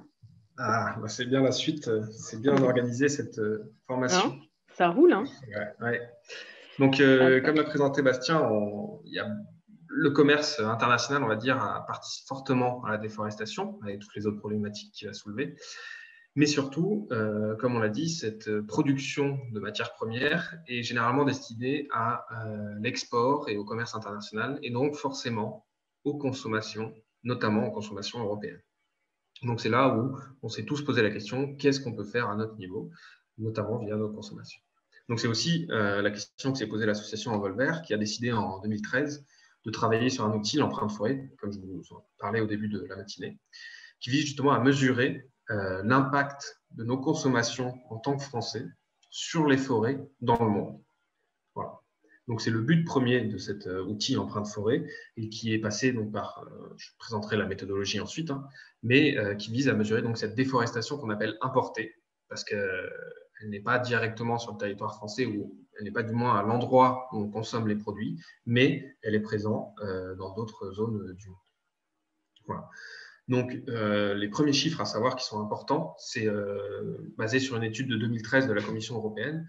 Donc, l'Europe, l'Union européenne, participe à 36%, donc un peu plus d'un tiers, de l'ensemble de la déforestation échangée dans le commerce agricole international. Donc, notre rôle en tant qu'Européens, c'est un tiers de la déforestation importée. Voilà. Et actuellement, à part l'empreinte forêt, il y a peu d'outils qui existent pour mesurer justement cette empreinte forêt, comme il y en a pour le bilan carbone ou des choses comme ça. Donc, c'est pour ça qu'on s'est décidé à lancer cet outil empreinte forêt. Et la première étape qu'on a définie, c'est de savoir quelles matières premières on va évaluer. Donc, les matières premières évaluées sont celles écrites dans cette slide, qui sont pour beaucoup celles présentées par Bastien. Donc, on retrouve forcément le café, le cacao, les VA, mais aussi le bois et bien sûr les sous-produits papier et carton. Et les matières premières actuelles les plus à risque, on va dire, en termes de déforestation, le soja, l'huile de palme et le cuir. Voilà. Donc, sur cette slide, je présente un peu la méthodologie de l'empreinte forêt. Il est important de la connaître pour bien comprendre ce que l'on mesure. soi. Donc, le premier objectif qu'on cherche à savoir, c'est où est-ce qu'on consomme ces matières premières. Parce qu'il y a certaines matières premières, c'est assez simple. Si je prends l'eau, on sait qu'on consomme plus ou moins sous forme de tablettes de chocolat. Mais si je prends du soja, on ne sait pas forcément sous quelle forme on le consomme dans notre alimentation. Donc, il faut trouver les produits finis qui contiennent ces matières premières et via certains facteurs, donc alimentation, allocation et transformation, mesurer la quantité de matières premières à risque, donc par exemple le cacao ou le soja, nécessaires pour produire ce produit fini. Donc, je vais prendre par exemple une pâte à tartiner classique, dont tout le monde connaît le nom, mais que je ne dirai pas. Ce que l'on va chercher à savoir, c'est la quantité d'huile de palme présente à l'intérieur d'un pot de pâte à tartiner. Donc, une fois qu'on a cette quantité-là de matières premières, on va pouvoir multiplier ça par un rendement. Donc, le rendement, ça va nous permettre de connaître la surface nécessaire pour produire cette matière première nécessaire à la production de la pâte à tartiner. Donc, c'est ce qu'on appelle la surface de production nécessaire. Et ensuite, la dernière étape, c'est de multiplier, on va dire, cette surface nécessaire par un risque de déforestation qui prend en compte plein d'aspects. Donc, ça peut être par exemple la présence d'alternatives, les réglementations ou les certifications qui existent au niveau de cette matière première, ou tout simplement la matière première. Et donc, en multipliant la surface nécessaire au risque de déforestation, on obtient ce qu'on appelle une empreinte forêt en mètres carrés. Donc, cette empreinte forêt en mètres carrés représente l'impact de notre consommation sur les forêts dans le monde.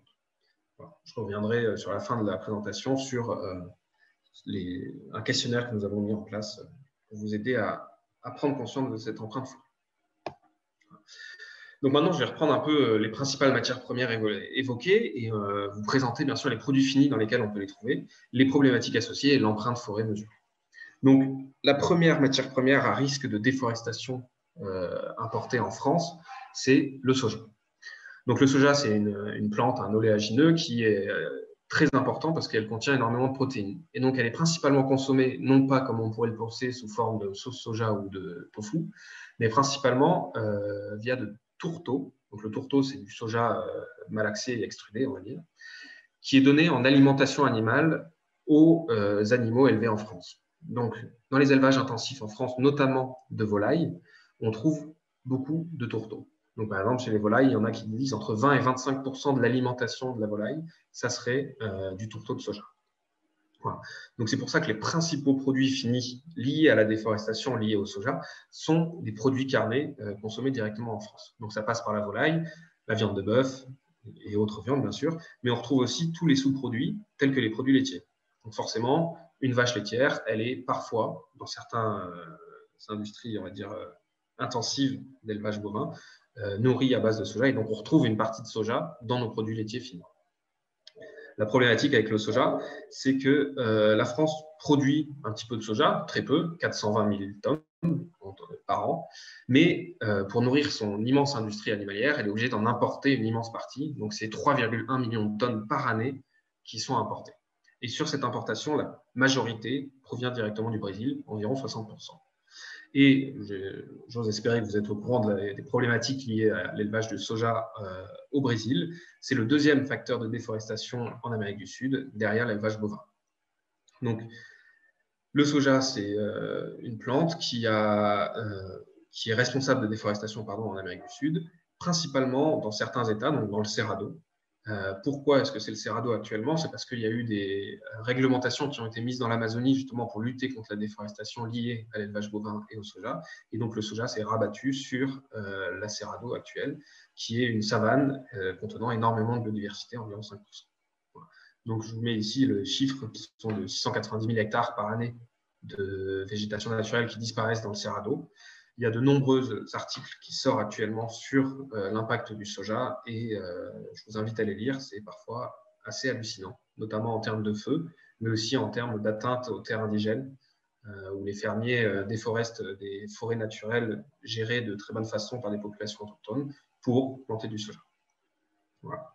Donc en appliquant la méthodologie de calcul qui a été présentée au début, on a réussi à mesurer qu'un Français consommait via la production carnée, environ 206 mètres carrés de forêt. Voilà. Donc c'est assez important. On verra après, mais c'est le plus gros pôle d'empreinte forêt des Français. La deuxième matière première, c'est le cuir. Donc là, ça va être un peu plus complexe, mais on va s'intéresser à l'élevage bovin, Mais il y a une différenciation qui va être faite entre l'élevage bovin à destination de la production de viande et l'élevage bovin à destination de la production de cuir. Donc, en Amérique du Sud, l'élevage bovin est responsable de 80% de la déforestation. C'est le premier vecteur. Sauf que, donc ça, c'est dû au fait qu'ils coupent et brûlent généralement les forêts pour laisser la place à des pâtures et mettre des vaches dessus. C'est lié à tout un cycle économique un peu plus complexe, que je ne présenterai pas ici. Le seul souci, on va dire, enfin le seul souci non, c'est que la consommation de viande produite en Amérique du Sud, par exemple, est consommée principalement là-bas, à hauteur de 80%. Et donc, même s'il y en a une partie qui est exportée vers l'Europe et donc consommée par les Français, ce n'est pas là où on va retrouver le plus d'empreintes forêt. Là, on va retrouver le plus d'empreintes forêt, c'est via tous les produits contenant du cuir, tels que les chaussures, mais aussi la maroquinerie, ou ça peut être les sièges automobiles dans certains cas. Voilà. Donc, c'est ces produits-là qui contiennent du cuir qui favorisent, on va dire, la déforestation via notre consommation. Pour revenir sur la viande consommée localement en Amérique du Sud, malgré le fait que ça ne soit pas de la déforestation importée, pour mettre la lumière sur, on va dire, le rôle du gouvernement et le rôle des entreprises françaises, il faut savoir que les premiers distributeurs au Brésil sont des distributeurs français, Casino et Carrefour. Voilà. Et donc, en appliquant la même méthodologie que précédemment, on a mesuré que l'empreinte forêt liée au cuir dans nos consommations, c'est 37 mètres carrés. Donc, c'est lié au fait que, bien sûr, on achète beaucoup moins d'objets en cuir qu'on achète de produits carnés. Enfin, je suppose que vous n'achetez pas des chaussures en cuir toutes les semaines. Donc voilà, l'empreinte est, comme vous pouvez le voir, beaucoup plus faible déjà que l'empreinte liée au soja. La troisième matière première, la plus à risque, on va dire, c'est l'huile de palme. Donc celle-là, elle est très connue parce qu'il y a eu beaucoup de campagnes, notamment celle de Greenpeace, sur les problématiques liées à la disparition des orang-outans dans les îles de Bornéo. Et donc, généralement, quand on parle d'huile de palme, on pense tout de suite à son usage alimentaire, avec les pâtes à tartiner, comme je disais. Mais ce n'est pas le premier débouché de l'huile de palme en France. À un niveau mondial, l'huile de palme est principalement utilisée pour l'alimentation. Mais en Europe, et plutôt en France, l'huile de palme importée, c'est fait pour être transformée en agrocarburant et donc utilisée dans les véhicules de transport. C'est la première chose à savoir. Et donc, l'Union européenne importe 15% de l'huile de palme mondiale. Et la problématique avec l'huile de palme, donc comme l'a déjà mentionné Bastien, c'est qu'elle est principalement présente en Asie du Sud-Est. Donc, l'Indonésie et la Malaisie détiennent plus de 85% de la production mondiale. Et la transformation, donc la mise en place de ces monocultures, comme vous pouvez le voir sur les images, c'est vraiment des monocultures à perte de vue, se sont faits au détriment des forêts naturelles et des populations, bien sûr. Donc, il y a eu environ 24 millions d'hectares détruits entre 1990 et 2015, ce qui est assez énorme. Encore une fois, on retrouve une empreinte forêt de 33 mètres carrés, ce qui est à peu près équivalent au cuir, un peu moins. Mais voilà, ça dépend ensuite chacun de nos consommations. Finalement, j'ai regroupé en deux ces matières premières-là, donc le café et le cacao. Donc, ces matières premières sont principalement liées à la déforestation, enfin, sont liées à la déforestation, bien sûr, en partie, mais surtout, elles sont très liées à l'importation européenne. C'est-à-dire que les consommations de café et de cacao sont principalement liées aux consommations européennes. Les produits finis dans lesquels on retrouve ces matières premières, donc ceux-là sont assez directs, contrairement au soja où c'est assez indirect. Le café, c'est via sa consommation généralement sous forme de boisson, et le chocolat sous les formes de desserts et autres sucreuses. Voilà. Et aucun de ces deux produits, ou très peu à ma connaissance, ne sont produits en France. Donc forcément importés de zones où il y a beaucoup de déforestation. Voilà. Donc le cacao, comme a dit Bastien, est principalement produit en Afrique de l'Ouest, dans le bassin du Congo, avec Ghana et Côte d'Ivoire étant les deux premiers pays producteurs. Et donc voilà, on estime que la taille de la Belgique, enfin la surface équivalente à la taille de la Belgique a été détruite entre 1998 et 2008. Donc c'est des chiffres un peu anciens. Je suis sûr que certaines personnes ici présentes ont des informations plus à jour. N'hésitez pas à la partager après. Le café, quant à lui, est principalement produit en Amérique du Sud et Brésil, Colombie, mais avec le Pérou aussi, l'Équateur. Enfin, c'est devenu de plus en plus mondial, ça se développe. Et ces plantes-là participent fortement à la déforestation aussi. Donc 400 000 hectares ont été détruits en 2018, rien que pour la... Enfin non, pardon. Pour montrer aussi, excusez-moi, je me suis trompé, pour montrer que ces problématiques ne sont pas des problématiques anciennes et qu'elles continuent de nos jours d'avoir un impact fort sur les forêts. En 2018, il y a eu 400 000 nouveaux hectares de plantation de café mondialement. Donc pour montrer que ça continue de croître et que c'est quelque chose d'important à prendre en compte. Et on pense que le commerce équitable peut avoir un rôle à jouer là-dessus en proposant des produits de meilleure qualité. Voilà. Donc l'empreinte forêt liée à ces deux produits rassemblés est de 29 mètres carrés. Voilà, donc pour revenir, on va dire, de manière plus générale, parce que je ne vais pas vous présenter toutes les matières premières non plus, l'empreinte forêt qu'on a calculée en 2018 met en évidence une surface de 352 mètres carrés par Français, voilà, avec le premier pôle qui est 210 mètres carrés rien que pour le soja, donc ça montre un peu l'importance de nos consommations de viande.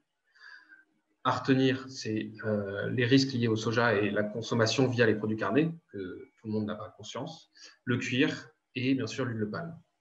C'est forcément un petit peu différent à un niveau mondial, vu que tout le monde n'a pas les mêmes consommations qu'un Français.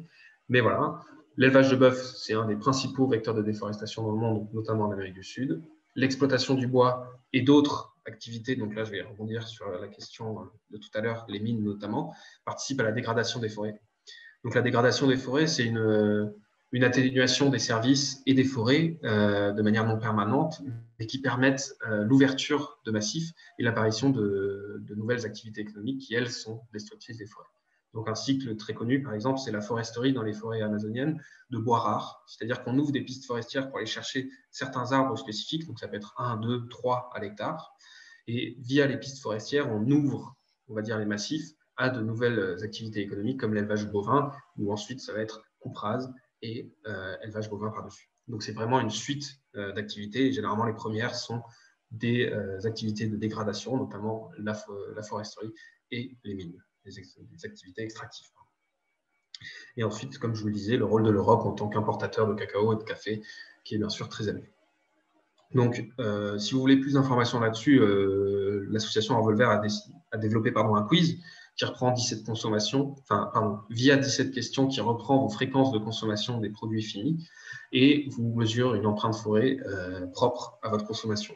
Avec un petit plus, on permet ensuite de voir où proviennent la déforestation que l'on consomme et à quelle matière première c'est dû.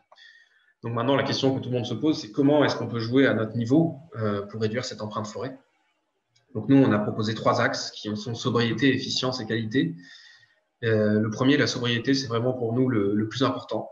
Donc, notamment quand on regarde le premier pôle d'empreinte forêt, qui est le soja via la consommation de viande, le premier impact que l'on peut avoir, c'est réduire sa consommation de viande. Donc, on ne dit pas arrêter la consommation de viande, parce qu'il y a des moyens de bien consommer de la viande. Déjà, réduire la consommation de viande serait un acte fort pour protéger les forêts. Donc, si on prend un végétarien et l'empreinte forêt d'un végétarien, par exemple, l'empreinte forêt est déjà divisée de moitié. Pour vous donner un exemple, bien sûr. Ça passe aussi par la réduction d'autres produits, mais la viande étant le premier, c'est ce que l'on conseille. L'efficience, donc c'est améliorer notre façon de consommer. Donc ça passe par exemple par recycler, acheter d'occasion ou réparer ces produits. Donc si on prend par exemple l'empreinte forêt liée à un meuble en bois, plutôt que de racheter un nouveau meuble quand celui-ci est détruit, on le fait réparer et donc on le garde plus longtemps et donc notre consommation et notre empreinte forêt liée à ce meuble est moindre. Ça passe aussi par exemple par rechapper ses pneus qui sont faits à base de caoutchouc et donc d'EVA naturel. Donc si les pneus sont abîmés, plutôt que de racheter une nouvelle paire entière, rechapper ses pneus peut être une solution.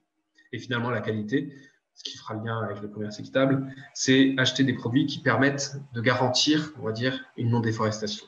C'est un petit peu plus compliqué à mettre en place parce que peu d'aspects sont actuellement mis en avant dans les cahiers des charges ou dans les garanties sur la déforestation, même si ça commence à apparaître. Et donc voilà, l'objectif étant de connaître un peu les labels qui garantissent zéro déforestation. Ça peut être aussi, encore une fois, assez indirect, notamment par exemple quand on a de la volaille.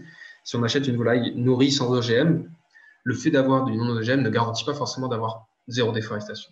Mais par contre, ça nous permet de l'origine du soja, sachant que la majorité, on va dire plus de 90% du soja produit en Amérique du Sud est forcément OGM. Donc si on a une garantie non OGM, on a beaucoup moins de chances que notre soja provienne d'Amérique du Sud et donc qu'il ait favorisé la déforestation. Voilà. Donc c'est un peu ces réflexions-là qu'il faut avoir, mais qui sont, je le comprends, complexes. Et finalement, pour dire que nous avons tous un rôle à jouer, mais que nous ne sommes pas les seuls, le rôle des gouvernements et des entreprises. Donc, le gouvernement français a été pionnier en 2018 en mettant une stratégie pour lutter contre la déforestation importée. Mais au bout de 2 ans, le résultat est, on peut dire, approximativement un échec. Et il faut bien sûr la mettre en place de manière beaucoup plus marquée. Ça passe notamment par le développement de nouvelles alternatives. aux protéines végétales importées, donc ça peut être le pois, la luzerne, mais ça ne sera pas suffisant. Il faut aussi mettre en place des réglementations pour garantir que les importations de matières premières à risque ne soient pas issues de déforestation. Donc ça passe par exemple par des réglementations contraignantes comme la loi de devoir de vigilance ou d'autres. Il y a aussi une partie du gouvernement où ils peuvent travailler sur leurs propres responsabilités, car on a vu que chacun de nous, via nos consommations, mais le gouvernement, via ses achats publics, notamment au niveau des collectivités, a aussi une responsabilité. Donc ça peut être, par exemple, garantir plus de repas végétariens dans les cantines des collectivités. Ça diminue l'empreinte forêt des gouvernements. Et finalement, les entreprises importatrices, celles-là, doivent mettre en place des garanties et des engagements pour garantir, on va dire, zéro déforestation dans les produits qu'ils importent sur le marché français. Donc, premièrement, via des prises de position et des politiques zéro déforestation. Ensuite, des traçabilités des produits jusqu'à leur origine qui permettent de connaître réellement la provenance et donc de vérifier plus facilement la présence de déforestation. Et finalement, la transparence sur les origines. Donc ça passe par exemple sur lorsqu'on achète des produits transformés, on ne sait pas forcément l'origine des produits à l'intérieur. Donc si j'achète, je ne sais pas, une boîte de conserve de cassoulet, les cuisses de poulet à l'intérieur, je ne sais pas du tout d'où est-ce qu'elles proviennent, si elles sont nourries avec OGM, sans OGM. Et donc, on peut supposer que généralement, elles ont le moins de garanties possible et donc qu'elles participent à la déforestation. Voilà. Et pour les entreprises importatrices de soja, on pense qu'il est très important de mettre en place un mécanisme d'évaluation qui a été proposé notamment à la stratégie de lutte contre la déforestation importée. Voilà. Donc, c'est fini pour cette présentation. Ça a été un peu vite, encore une fois. Je suis désolé, j'ai essayé de tenir les temps. J'espère que ça vous a plu. Vous avez des questions, mais on peut les garder pour après. Et si vous voulez, j'ai 5 petites questions pour reprendre les points les plus importants de cette présentation sur Kahoot, histoire de vous réveiller un petit peu. C'est parti. Très à bien. vos téléphones, ordinateur. Maintenant, vous avez la main, c'est bon. Tac.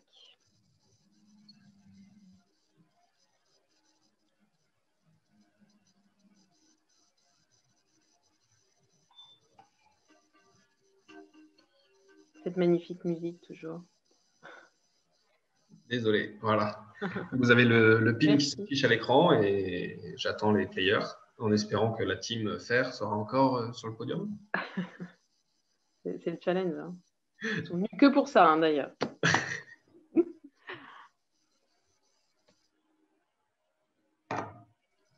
Ceux qui n'avaient pas joué tout à l'heure, vous avez encore... Ah, il y en a un qui... Je ne vais pas gagner, ok, qui croit dès le départ.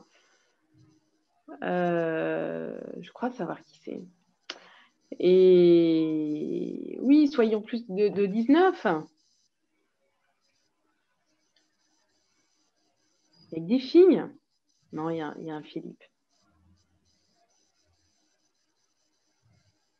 C'est bon? Bah non, on ne sera pas du tout plus que 19. Hein. Non, il y en a qui arrivent encore. Allez, on vous laisse quelques secondes encore pour réussir à vous connecter. Top. Anonyme. Super. Ouais. Allez. 20 secondes. Il y en a peut-être qui ont des téléphones loin d'eux.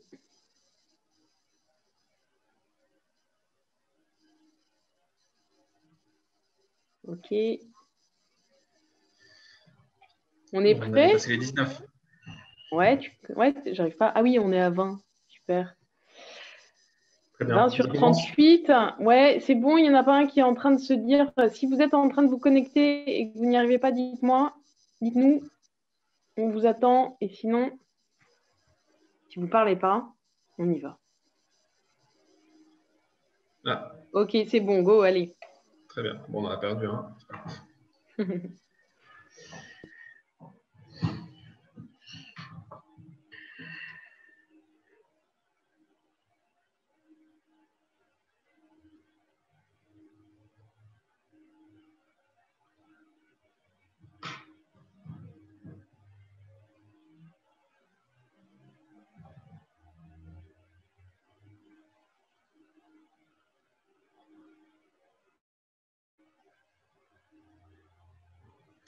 36%, un petit peu plus d'un tiers, pour se rappeler.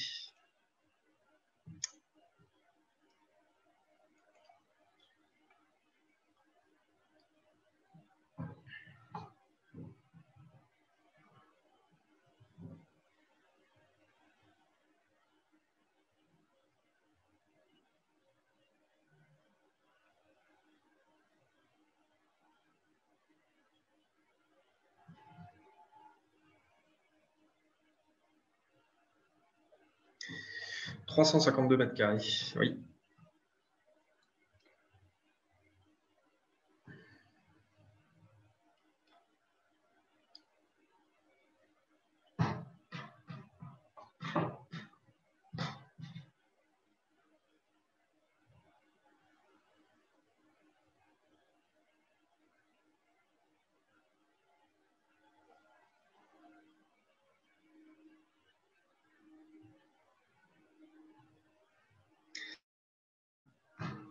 Le soja, en effet. Donc, il y a une différence à faire, bien sûr, entre la déforestation importée, où c'est le soja, et la déforestation sur place, où c'est l'élevage bovin. Mais en déforestation importée, c'est bien le soja.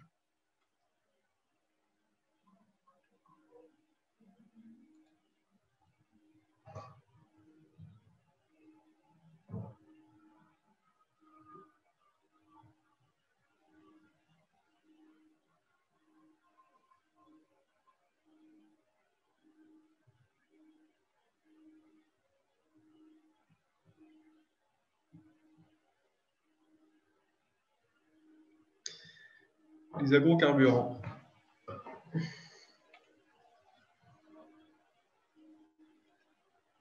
Et la dernière question.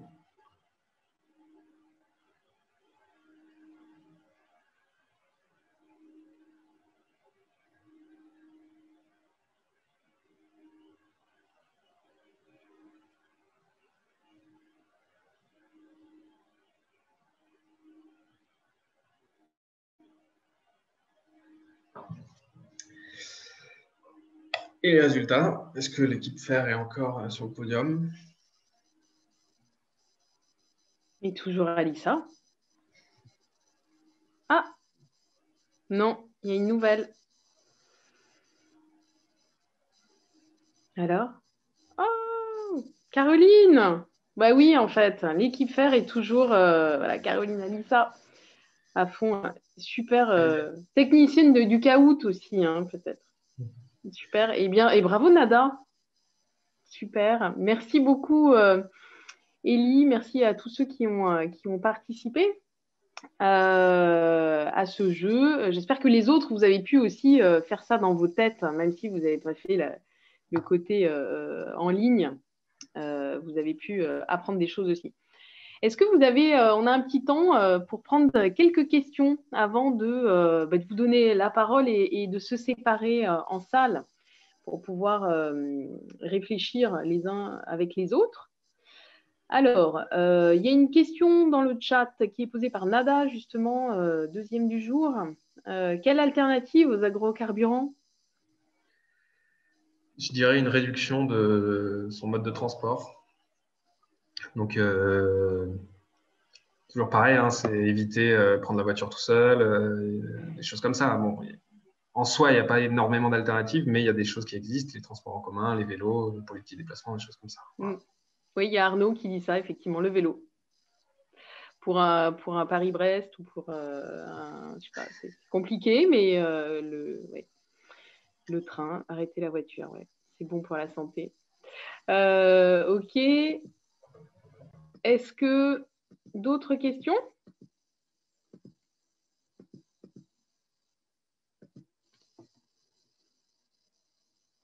Question de clarification, des réactions aussi.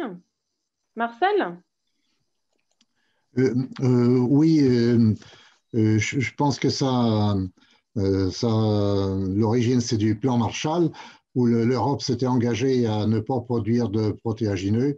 Je pense qu'il y a la Bretagne importe l'équivalent de sa surface en soja.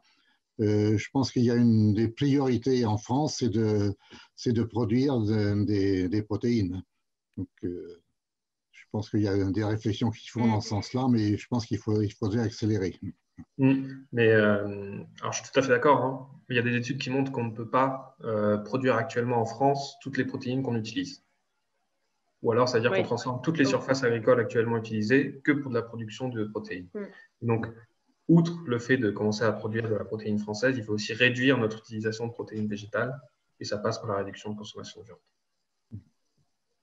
J'ai un petit exemple intéressant pour les biocarburants, justement pour tempérer un petit peu et complexifier la question, justement. Nous, avec le réseau international de forêts analogues, on a initié un programme en Amazonie de biocarburants au niveau local. Donc, en fait, justement, pour montrer que les biocarburants, il y en a peut-être des bons et des mauvais. Tout dépend, encore une fois, de la manière dont ils sont mis en place. Parce qu'en fait, en Amazonie, vous savez, donc il y a énormément d'eau, évidemment. C'est un tiers de toutes les eaux douces de la planète. Et ce sont des fleuves, ce sont des sols assez pauvres en Amazonie, finalement. C'est d'ailleurs pour ça qu'il y a une très riche biodiversité de forêts. Mais en fait, les berges des rivières sont soumis à l'érosion, car les sols s'affaissent dans ce processus de désertification. Et on a une plante qui s'appelle le jatropha, dont les racines, en fait, peuvent au niveau des sols, en fait, se lier entre elles jusqu'à 20 mètres de distance, qui peuvent créer des formes de haies végétales sur les berges des villages amérindiens ou des villages traditionnels en Amazonie. Et en fait, ça peut à la fois reconstruire les berges, reconstituer, en fait, solidifier ces berges, mais en plus, le jatropha produit des graines qui contiennent 80% d'huile végétale. Donc, si on mélange ensuite cette huile végétale avec de l'éthanol, alors l'éthanol pose évidemment des problèmes, mais rendez-vous compte qu'aujourd'hui en Amazonie, c'est du pétrole qui est utilisé dans les bateaux pour se déplacer. Donc voilà, si on mélange par exemple donc cette huile végétale de jatropha avec de l'éthanol, on peut avoir un transport 100% propre en Amazonie et autonome. C'est une question sur laquelle on travaille, notamment avec les Indiens Sateremawe qui font partie du réseau international de forêts analogues. Et Clément de Guayapi en parlera un petit peu plus dans l'après-midi. Mais voilà, c'est un programme qu'on a initié qui est très intéressant. Ok, merci. Alors, il y avait Francis qui avait une question, et puis Benjamin. Ouais, comme j'ai mis aux deux, la première, elle est à Bastien, qui est plus. C'est en fait sur tout ce que tu as dit en amont, à savoir l'importance en Amérique latine, avec la colonisation, de l'extractivisme d'un côté, donc les mines qui se développent pour la recherche d'or et d'argent d'abord, et sur les systèmes de plantation en lien avec le système esclavagiste. Parce qu'en fin de compte, et c'est très étonnant parce que pas plus tard que hier, j'avais un cours hier après-midi où je reprends sur la mondialisation et j'avais toujours tendance, je m'excuse d'être un peu sur ces questions, sur la question du commerce triangulaire, de mettre en avant que le capitalisme marchand, ça a été d'abord le commerce triangulaire depuis des années.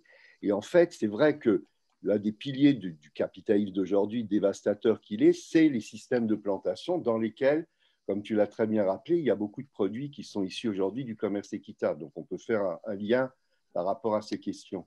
Et il y a un bouquin qui vient, enfin, je ne sais pas si toi tu l'as vu, qui est paru. D'ailleurs, je l'ai trouvé dans la librairie à côté de chez Estelle il y a un an, qui s'appelle « Pour une écologie décoloniale » de Malcolm Ferdinand. Et je trouve que c'est vraiment voilà, ce type de point qu'on peut aussi développer dans nos plaidoyers. Ça, c'était une première remarque. Et toujours hier, parce que parfois c'est vraiment incroyable par rapport à au débat qu'on a aujourd'hui, à cette formation. Et hier, dans la soirée, je participe pour l'ouverture du marché off à un débat avec Jean Jouzel sur justement le changement climatique. Et Jeanne Bersagan était là, la maire de Strasbourg. Et j'avais du mal à faire le lien commerce équitable et changement climatique. On a la déforestation, mais le point sur lequel on est souvent attaqué, que ces produits viennent de loin, que donc ils sont très polluants. Et en fin de compte, avec ce que vous dites aujourd'hui, sur cette dimension d'accentuer sur, en tant que consommateur, quelle est notre empreinte forêt de ces produits que l'on consomme, je trouve que vraiment, voilà, j'aurais eu cette formation avant-hier, hier soir, j'aurais pu en parler, donc bon, ce n'est que partie remise, mais c'est incroyable, quoi. Hier soir, je me posais cette question, je me dis, mais comment aborder la question du commerce équitable en lien avec le changement climatique? Et là, vraiment, vous y répondez magnifiquement. Merci. Alors, il y avait une question, merci Francis pour tes réactions. Il y avait la question de Benjamin. Tu veux la poser en direct, Benjamin? Au sujet justement du climat? Ouais, alors la poser, alors je ne sais pas vraiment si elle est claire, mais en tout cas pour illustrer peut-être Cette question, c'était savoir, notamment sur l'exemple des ouragans, enfin, je m'intéresse pas mal à ces phénomènes-là, mais en prenant l'exemple des ouragans qui sont des phénomènes qui se passent donc dans l'Atlantique, qui naissent beaucoup, en tout cas, qui sont assez favorables au climat et qui naissent notamment au Cap-Vert, qui est justement un climat tropical ou subtropical. Donc, est-ce que justement je ne sais pas trop comment poser cette question qui est assez technique et complexe à la fois, mais du coup, c'était de savoir si... Oui, pardon. Non, vas-y, pardon. Savoir s'il y avait un lien qui était facile, enfin, qui était possible de réaliser au vu de l'émergence et du nombre croissant d'ouragans, de typhons, enfin, de phénomènes climatiques qui émergent de plus en plus dans le monde, et savoir si les arbres avaient leur rôle à jouer, soit si elles pouvaient être protecteurs, ou si justement le réchauffement climatique... je ne sais pas trop comment. Ouais, c'est assez compliqué de. C'est pas forcément très clair. Non, mais je pense que si, je pense qu'il y a des éléments de réponse. Bastien. Élie, tu veux parler en premier ou Élie? Oui, si tu veux. Ouais. Vas-y. Je répondrai après aussi. Je pense que oui, les liens existent. Je pense qu'il n'y a plus de questions à se poser là-dessus. Ensuite, c'est sûr que c'est tellement complexe que définir précisément toutes les interactions entre les arbres. Et je pense que même plus que les arbres, c'est aussi les forêts qui ont un rôle, surtout parce qu'un arbre tout seul, à mon avis, il ne fait rien contre l'ouragan. Mais je pense qu'en termes de forêt, comme on a pu le voir, la première réponse, entre guillemets, qui me vient à l'esprit, c'est cette histoire de microclimat. Donc, on a vu les forêts favorisent donc, la création d'un microclimat via l'évapotranspiration, des choses comme ça, et donc influent sur la température de l'air au-dessus d'elle. Et donc, si j'ai bien compris, les ouragans se forment notamment avec des différences de température au sein de l'air, des masses d'air chaudes, des masses d'air froides. Et donc, quand on imagine la taille de la forêt amazonienne, la taille de la masse d'air refroidie au-dessus de celle-ci, forcément, il y a un impact ensuite sur le climat, sur la création d'ouragans et ainsi de suite. Alors ensuite, comment est-ce que ça joue? Est-ce que ça atténue? Voilà, est-ce que ça favorise l'apparition ou est-ce que ça favorise la non-apparition? J'avoue que je ne suis pas assez calé sur ce sujet-là. Merci, Élie. Bastien? Du coup, je vais compléter, c'est parfait. Pour Benjamin, et puis je répondrai au passage du coup à la question de Caroline sur les insectes, très important, parce que c'est lié. Donc en fait, il y a un article que je vous recommande absolument, qui a été écrit par un grand géographe français qui s'appelle Paul Vidal de la Blache en 1911, qui s'appelle « Des caractères distinctifs de la géographie ». Et en fait, c'est un article pionnier parce que, si vous voulez, Vidal de la Blache, il parle de la Terre déjà comme un système monde interconnecté au niveau écologique, au niveau de tous ces écosystèmes. C'est un peu le système Gaia de James Lovelock 50 ans avant. Qu'est-ce qu'il dit dans cet article? Il dit qu'en fait, tous les écosystèmes de la Terre sont connectés des profondeurs des courants maritimes jusqu'aux hauteurs des courants aériens, en passant par les océans, les forêts, les terres, les plateaux et les montagnes. Tout est connecté et c'est tellement complexe qu'on le comprend, on commence seulement à comprendre ces interactions globales en réalité. Alors après, je vous ai évoqué par exemple un effet global des forêts, l'effet d'albédo. Je le répète ici, c'est grâce à l'évapotranspiration provoquée par les arbres dans les forêts, on va créer un phénomène qui s'appelle la cloud condensation nuclei, donc la formation de molécules de condensation de nuages qui vont réfléchir la lumière de soleil dans l'atmosphère. Ok ? Maintenant, ce qui est important de comprendre dans les forêts, c'est qu'on va travailler sur une succession écologique. On en reparlera cet après-midi, mais une forêt, on est dans un système tridimensionnel qui est compris entre le sol, la canopée et les différentes stratifications des végétaux qui composent cette forêt. On est sur un système complexe, vous l'avez compris, et on en reparlera plus en détail. Ce qui est important, c'est que cette succession écologique, elle part d'un point A, qui va être par exemple un désert, à un point climatique, qui est une forêt extrêmement riche en biodiversité. Le climax, en écologie, ça signifie que plus on a de diversité biologique, plus on a un système stable. Ça s'appelle l'homéostasie.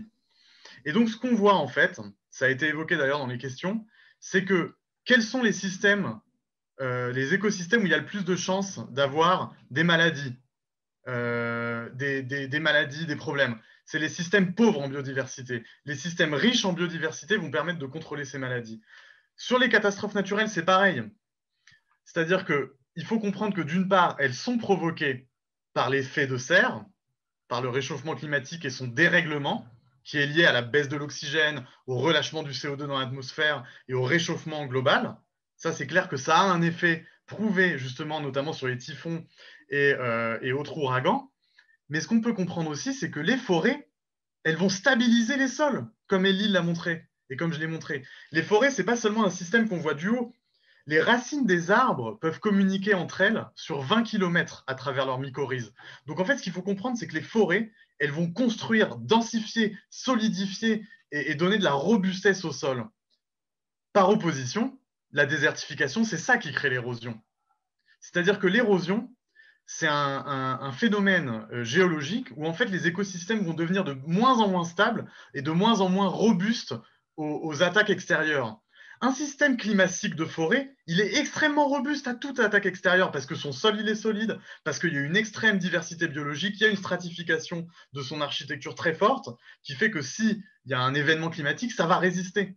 Vous voyez? Donc tant en termes biologiques qu'en termes écologiques, la biodiversité et la forêt, c'est la garantie des systèmes de support de vie, c'est la seule garantie et c'est la meilleure chose qu'on a à faire à la fois pour réguler et stabiliser le climat, parce que là, le rôle des forêts, il n'est plus à démontrer, mais aussi au niveau local, pour mieux résister aux glissements de terrain, aux maladies. C'est les forêts la réponse, encore une fois. Et c'est ça, encore une fois, je crois qu'il faut avoir une posture. Il y a eu un débat fameux dans la philosophie des Lumières françaises au XVIIIe siècle entre Rousseau et Voltaire sur, par exemple, lorsqu'il y avait des tsunamis, est-ce que les hommes avaient une responsabilité par rapport à la place où ils avaient mis les villes? Et bien là, c'est pareil, il faut qu'on mette toutes les chances de notre côté et construire des écosystèmes résilients, homéostatiques, qui vont nous permettre de résister à tous les chocs du futur, y compris l'apparition des maladies comme les zoonoses.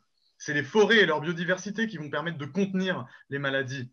La plus grande famine de l'histoire moderne, c'était en Irlande, en Europe, parce que le gouvernement irlandais avait fait des monocultures de pommes de terre. Et donc, à partir de là, il y a une maladie qui s'est développée, qui a créé une grande famine. Donc, c'est la monoculture et l'appauvrissement génétique qui créent les maladies. Ça, c'est très, très clair.